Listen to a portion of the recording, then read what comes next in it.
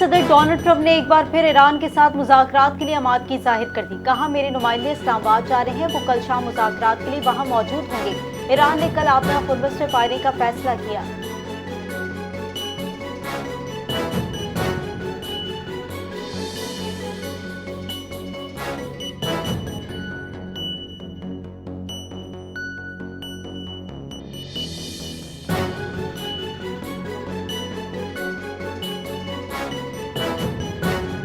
زیرہ T V نے دو Pakistani security ذرائع کے حوالے سے دعویٰ کیا ہے کہ امریکہ اور ایران کے درمیان مذاکرات اگلے ہفتے پاکستان میں ہونے کا امکان ہے.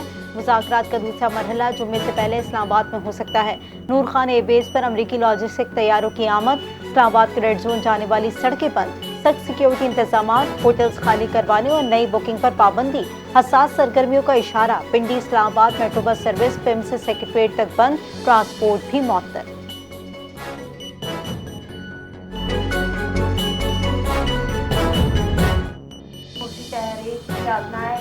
مندب بند کرنے کی دھمکی. سنا میں حوثی نائب وزیر خارجہ کا ڈونلڈ ٹرمپ پر امن میں رکاوٹ ڈالنے کا الزام.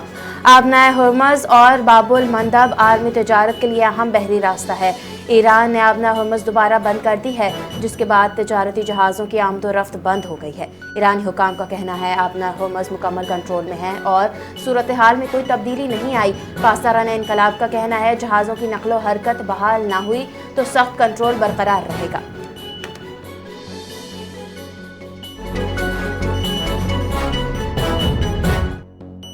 ایران کا موقف خطے میں امن اور استحکام کے تحفظ پر مبنی ہے. ایرانی صدر مسعود پزشکیان نے کہا ہے کہ ہم جنگ بڑھانا چاہتے ہیں، نہ کسی تنازع کا آغاز کیا. ایران کسی ملک پر حملے کا ارادہ نہیں رکھتا، صرف دفاعی حق استعمال کر رہا ہے. ڈونلڈ ٹرمپ کو تنقید کا نشانہ بنایا. ایرانی عوام کے حقوق میں مداخلت کا الزام. دشمن ایران کو جوہری حقوق سے محروم نہیں کر سکتا. دشمن نے انفراسٹرکچر، اسکولوں اور اسپتالوں کو نشانہ بنایا، مقاصد میں ناکام رہا.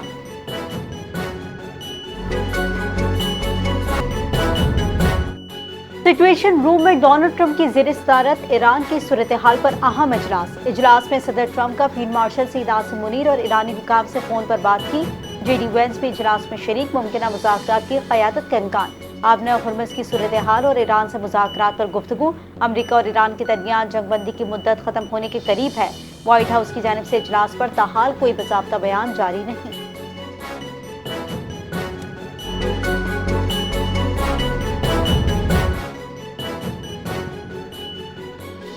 محمد باقر غالباف نے امریکہ پر ناکہ بندی کے اعلان کو جاہلانہ فیصلہ قرار دے دیا. اپنے دو ٹوک موقف میں کہا دیگر ممالک گزر سکتے ہیں تو ایران کو روکنا ناممکن ہے. امریکہ اور ایران مذاکرات میں پیش رفت، مگر ابھی بڑا فیصلہ باقی ہے. دشمن ایران کو چند روز میں ہتھیار ڈالنے پر مجبور نہ کر سکے گا. 40 روز مزاحمت جاری رہی. درجنوں ڈرونز اور ایک جدید لڑاکا طیارہ نشانہ بنائے. امریکی بحری سرگرمیوں پر سخت وارننگ جاری کرتے ہوئے کہا مائن سوئپر آگے بڑھا تو جواب دیا جائے گا.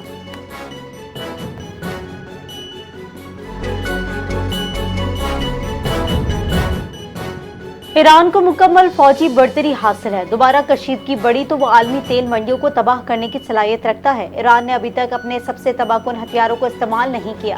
پاسداران انقلاب کے کمانڈر ان چیف کے مشیر جنرل محمد رضا نقوی کا انٹرویو. کہا ابھی بہت سے اہداف ایسے ہیں جنہیں ہم نے نشانہ نہیں بنایا. خطے میں تیل کی پیداوار روکنے اور دشمن کے بجلی گھروں کو نشانہ بنانے کی وارننگ دے دی. امریکی طیارہ بردار جہاز پر بیلسٹک میزائل حملے کی صورت میں بڑی تباہی کا دعویٰ. بولے خطے میں امریکی اڈے ختم نہ کیے گئے تو ہم خود جا کر انہیں ختم کر سکتے ہیں.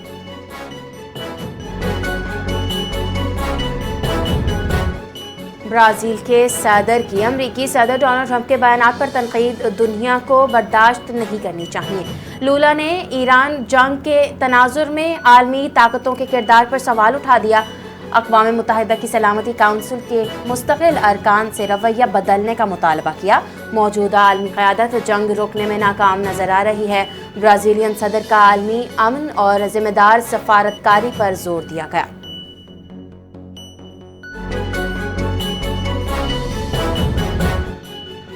امریکہ ایرانی آئل ٹینکر اور تجارتی جہازوں پر قبضے کی تیاری کر رہا ہے. بین الاقوامی سمندروں میں ایرانی آئل ٹینکرز اور تجارتی جہازوں کو نشانہ بنانے کا امکان ہے. اقدام کا مقصد ایران پر دباؤ بڑھانا ہے. آبنا ہرمز کھلوانے کے لیے امریکی حکمت عملی کا حصہ ہے.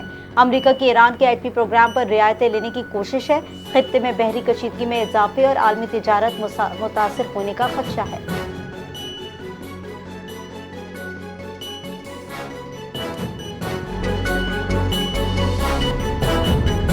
تفریحی منصوبوں پر بریفنگ دی گئی۔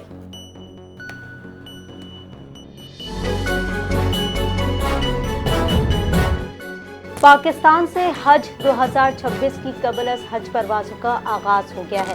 ابتدائی مرحلے میں 1357 عازمین مدینہ منورہ پہنچے ہیں۔ مدینہ ایئرپورٹ پر پاکستانی حکام نے عازمین کا استقبال کیا۔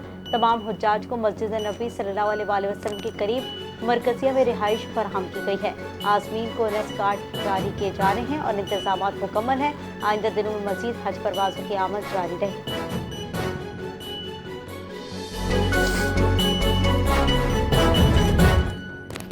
پاکستان تحریک انصاف کے مردان جلسے میں محمود خان اچکزئی کی شرکت غیر یقینی قرار دے دی گئی۔ محمود خان اچکزئی مردان جلسے کی تیاری اور تاریخ کے تعین میں اعتماد میں نہ لینے پر ناراض ہیں۔ مردان میں ہونے والے جلسے کی تاریخ مبینہ طور پر وزیر اعلیٰ خیبر پختونخوا سہیل آفریدی نے طے کی ہے۔ بانی پی ٹی آئی نے جلسوں اور احتجاج کی ذمہ داری محمود خان اچکزئی کو سونپی تھی۔ جلسے میں شرکت کے حوالے سے عاطف خان نے محمود خان اچکزئی سے رابطہ کیا، تاہم انہوں نے ابھی تک واضح رضامندی ظاہر نہیں کی۔ صوبائی وزیر مینا خان کے مطابق تمام فیصلے محمود خان اچکزئی کی مشاورت سے کیے جائیں گے۔ مردان جلسے کے احکامات بانی پی ٹی آئی کی جانب سے دیے گئے تھے۔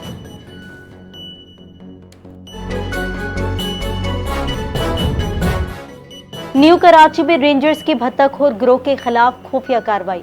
سمت کاٹھیا واری گروہ سے منسلک 3 اہم ملزمان گرفتار ملزمان پر مختلف علاقوں میں بھتہ وصولی کے الزامات۔ شہریوں سے رقم وصولی کے لیے مخصوص اکاؤنٹ نمبرز کے استعمال کا انکشاف ہوا۔ ابتدائی تحقیقات میں دیگر جرائم پیشہ گروہوں سے روابط سامنے آئے ہیں۔ گرفتار ملزمان کو مزید تفتیش کے لیے SIU کے حوالے مزید چھاپے جاری۔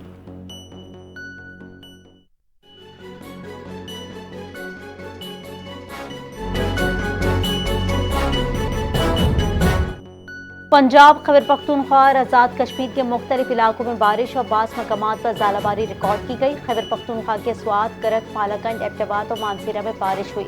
گلیات اور وادی ناران میں برف باری کے باعث موسم شدید سرد ہو گیا۔ وادی نیلم میں لینڈ سلائیڈنگ سے کل شیخ بیلا کے مقام پر مرکزی شاہراہ بند ہو گئی۔ سیاحوں کی 20 سے زائد گاڑیاں پھنس گئی ہیں۔ متاثرہ مسافروں کو مقامی آبادی کی مدد سے عارضی رہائش فراہم کی گئی۔ بارش کے باعث راستے بند اور موسم خراب رہا۔ مزید بارش کی بھی پیشگوئی۔